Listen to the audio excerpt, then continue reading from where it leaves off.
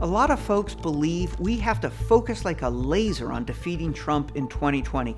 Anyone but Trump in 2020, they say.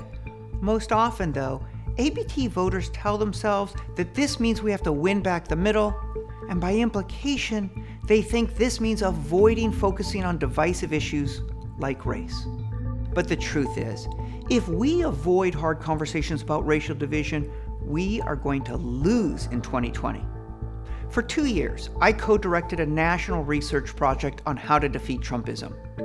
A group called Our Minnesota Future tested our insights with rural voters in that state, the sort of rural white voters who dominate in the swing states that ABT voters insist we must win.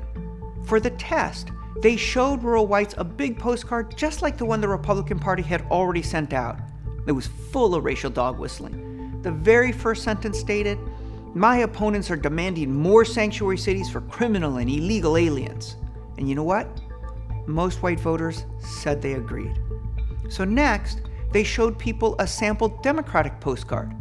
This one started by saying, "Minnesotans work hard and expect to earn enough to own a home, provide our kids a quality education, take occasional vacations, and save for retirement."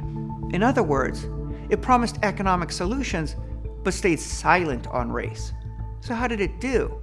When asked to choose between the Republican message and the race-silent Democratic message, the blue message lost by 11 percentage points.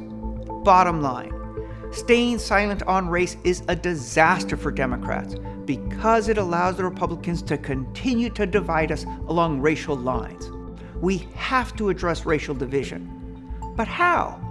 Too often, when progressives talk about racism, we seem to fault white people in general, and for obvious reasons, this turns off a lot of white voters. So next, Our Minnesota Future showed these same voters another postcard. This one said, "Minnesotans work hard to provide for our families. Whether we're white, black, or brown, fifth generation or newcomer, we all want to build a better future for our children." This message of cross-racial solidarity beat the Republican message by 14 points. Talking about race didn't mean the Democrats lost, just the opposite. It's the only way we win. This is the merge the left strategy. It merges whites and people of color, those fighting for economic populism, and those demanding racial justice. And it's the pathway to victory against Trump in 2020 precisely because it undercuts the right's racist divide and conquer strategy by uniting all of us, white, black, and brown. Merge the left, and let's make sure anyone but Trump does win in 2020.